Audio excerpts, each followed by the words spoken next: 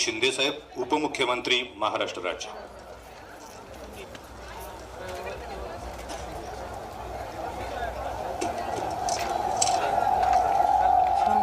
छत्रपती शिवाजी महाराज की जय भवानी। छत्रपती धर्मवीर संभाजी महाराज की। सर्वप्रथम राजमाता जिजाऊंना मानाचा मुजरा करतो आणि आजच्या या शिवजयंती उत्सवाला उपस्थित आपले लोकप्रिय मुख्यमंत्री देवेंद्र फडणवीस जी, आपले उपमुख्यमंत्री अजितदादा पवार जी, आपले मंत्री सांस्कृतिक विभाग आशिष शेलार, आपला आमदार शरददादा सोनावणे, अतुल बेनके, आशाताई बुचके, व्यासपीठावरील सर्व सन्मान्य मान्यवर आणि सर्व उपस्थित शिवप्रेमी बंधू भगिनी, लाडक्या बहिणी, लाडके भाऊ, सर्वांनाच खूप खूप शुभेच्छा। आणि आपल्या सगळ्यांचं आराध्य दैवत हिंदवी स्वराज्य संस्थापक छत्रपती युगप्रवर्तक छत्रपती शिवाजी महाराजांना कोटी कोटी वंदन करतो। ज्या भूमीवर शिवरायांचा जन्म झाला तिथे सर्वप्रथम शिवरायांचे पाय लागले, त्या ठिकाणी आपण आज उभे आहोत। ती भावनाच अतिशय वेगळी आहे आणि अतिशय रोमांचकारी आहे। खरं म्हणजे हिंदू धर्मात 3.5 मुहूर्तांना महत्व आहे, परंतु तमाम शिवप्रेमींसाठी या 3.5 मुहूर्तांपेक्षाही शिवजन्माचा मुहूर्त सर्वात अनमोल आहे असं म्हटलं तर वावगं ठरणार नाही। ज्यानं मराठी अस्मितेला, मराठी स्वाभिमानाची ठिणगी पेटवली, त्या शिवप्रभूंच्या जयंतीसारखा दुसरा शुभमुहूर्त असू शकत नाही। जिथं गवताला भाले फुटतात ती शिवनेरीची पवित्र भूमी आहे। महाराष्ट्र धर्म जिथे जागला ती शिवरायांची भूमी आहे। महाराष्ट्राचा देव जिथे वास करतो ती महाराष्ट्राची देवभूमी आहे। त्या शिवनेरी, त्या देवभूमी शिवनेरीची माती कपाळाला लावून आपण सगळेजण संकल्प करतो की शेवटच्या रक्ताच्या शेवटच्या थेंबापर्यंत या महाराष्ट्राच्या विकासासाठी आम्ही संघर्ष करत असतो। शिवछत्रपतींच्या तलवारीने कोरून काढलेले स्वराज्य आपल्याला मिळाले। या महाराष्ट्रात शिवरायांना अभिप्रेत असलेले स्वराज्य निर्माण व्हावं यासाठी आमचं महायुती सरकार कटिबद्ध आहे। आमचे सर्व सहकारी, आमची सर्व टीम आजवर कल्याणकारी राज्यासाठी प्रयत्न केले आणि यापुढे प्रयत्न करत राहतील असा विश्वास या ठिकाणी व्यक्त करतो। शिवाजी महाराजांच्या या गडकिल्ल्यावर जेव्हा जेव्हा आम्ही कधी येतो तेव्हा तेव्हा एक वेगळी ऊर्जा मिळते, प्रेरणा मिळते। शिवरायांचे किल्ले फक्त आपल्याला पाहायला आवडत नाहीत, आवडतात असं नाही, तर ते शिवरायांचा आणि मावळ्यांचा पराक्रमाचे साक्षीदार आहे। देशात आणि विदेशातही या गडकोट किल्ल्यांची लोकप्रियता आहे। छत्रपतींचा जन्म झाला तो हा शिवनेरी, स्वराज्याची राजधानी रायगड, अनेक गडकिल्ले हे आपले प्रेरणास्थान आहे। हे किल्ले दगडमातीचे असले तरी त्यांच्यात शिवरायांनी आणि त्यांच्या हजारो मावळ्यांनी प्राण फुंकले आहेत। हे गडकिल्ले एक इंजिनिअरिंग मार्वल आहे।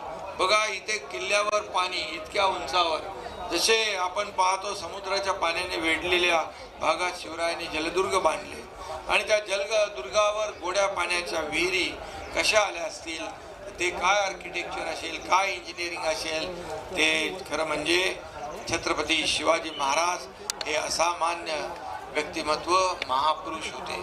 आणि म्हणूनच आपल्या महाराष्ट्रातल्या 11 किल्ल्यांचा प्रस्ताव युनेस्कोकडे गेला वर्ल्ड हेरिटेजसाठी, त्यात आपला शिवनेरी किल्ला सुद्धा आहे, हे देखील आपलं भाग्य आहे। आज तरुणांसमोर वेगवेगळे आदर्श आहेत, पण काळ किती पुढे गेला तरी, किती तंत्रज्ञानाच्या बाता मारल्या तरी शिवाजी महाराजांसारखा आदर्श दुसरा कुठला असू शकत नाही। आणि म्हणून यशवंत, कीर्तिवंत, सामर्थ्यवंत असा आमचा जाणता राजा आहे। आपली महान संस्कृती आणि इतिहासाचा आपल्याला अभिमान आहे। त्यासाठी आम्ही गडकोट किल्ले, जुनी मंदिरे जतन आणि संवर्धन सुरू केले आणि म्हणून त्या ठिकाणी येणाऱ्या शिवभक्तांना, पर्यटकांना सुविधा मिळाल्या पाहिजे यासाठी पर्यटनाला देखील उद्योगाचा दर्जा दिला। या ठिकाणी आशिष शेलार आहेत आणि आशिष शेलार आहेत, मी कालच उद्योग मंत्री आणि पर्यटन मंत्र्यांना सांगितलं की आपली एक टीम तयार करा आणि एक गडकोट किल्ल्याचं सर्किट तयार करा आणि सर्व सुविधा त्या ठिकाणी द्या। आणि म्हणून मुख्यमंत्री महोदय देखील त्या बाबतीत बोलतील। आणि म्हणून छत्रपती शिवाजी महाराजांनी 18 पकड जातीचे आणि धर्माचे लोक एकत्र आणले. त्यांनी स्वराज्यात त्यांना वेगवेगळी जबाबदारी दिली आणि आमच्या महायुती सरकारने देखील शिवरायांचा सर्वसमावेशक राज्य कारभाराचा विचार समोर ठेवून कारभार केला. 2.5 वर्षाचा कारभारही आपण पाहिला. सर्वसामान्य लोकांच्या जीवनामध्ये आदर्श निर्माण करण्याचं काम, त्याचा जीवनामध्ये बदल घडवण्याचं काम केलं. आणि आता तेव्हा मी मुख्यमंत्री होतो, आता देवेंद्रजी मुख्यमंत्री आहेत आणि आम्ही टीम म्हणून या राज्याचा विकास करू, या सर्व गडकोट किल्ल्यांचा विकास करू.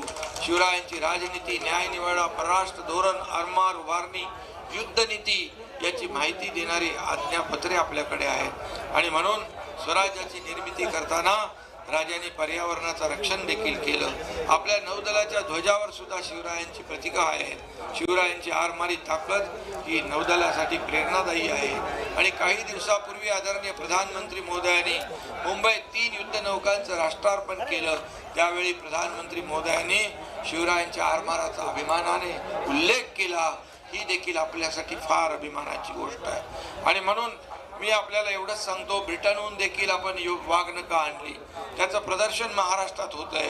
ही वाघनखं बघण्यासाठी विशेषतः लोकांची, विद्यार्थ्यांची गर्दी होती आहे. आणि म्हणून यासाठी आपण एक एक पाऊल पुढे जातोय.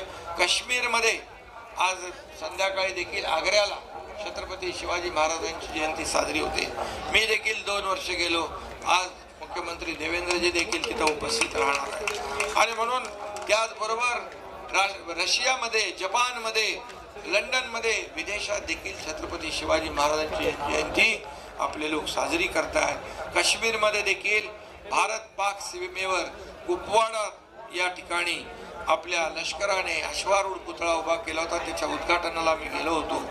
आणि त्या पुतळ्याच्या तलवारीचं टोक पाकिस्तानकडे होतं. म्हणजे पाकिस्तानने देखील हिंदुस्थानकडे डोळे वटारून पाहण्याची हिंमत करू नये असा एक संकल्प आणि संकल्पना त्यामध्ये होती. आणि म्हणून मगाशी तुम्ही सगळे निवेदनं दिलेले आहेत. मुख्यमंत्र्यांनी सांगितले, अजितदादांनी सांगितले, सगळी तुमची कामं इथं होतील, कमी काही पडणार नाही. कारण ही शिवनेरी आहे, इथं कुठेही काही कमी पडता कामा नये. ही शासनाची जबाबदारी आहे. आणि म्हणून या महाराष्ट्रामध्ये या ठिकाणी एक सर्वसामान्यांचं सरकार, एक सुवर्णयुग आल्याशिवाय राहणार नाही. शेवटी या पवित्र भूमीला स्मरून एवढंच सांगतो, गड किल्ल्यांचा इतिहास आमचा, लढवयांची आहे भूमी, अभिमानाने आम्ही सांगतो. छत्रपतींची जन्मभूमी ही, स्वराज्याची मुहूर्तमेढ तू रोवलीस या मातीमध्ये, अनंत जन्मे गरजत राहशील तुझ्या कीर्तीची यशोभूमी ही. जय हिंद, जय महाराष्ट्र. धन्यवाद. आणि यानंतर मनोगत व्यक्त करण्यासाठी आणि शिवप्रेमींना शुभेच्छा देण्यासाठी आपल्या महाराष्ट्र राज्याचे मुख्यमंत्री देवेंद्रजी फडणवीस साहेब यांना मी विनंती करतो. छत्रपती शिवाजी महाराज की धर्मवीर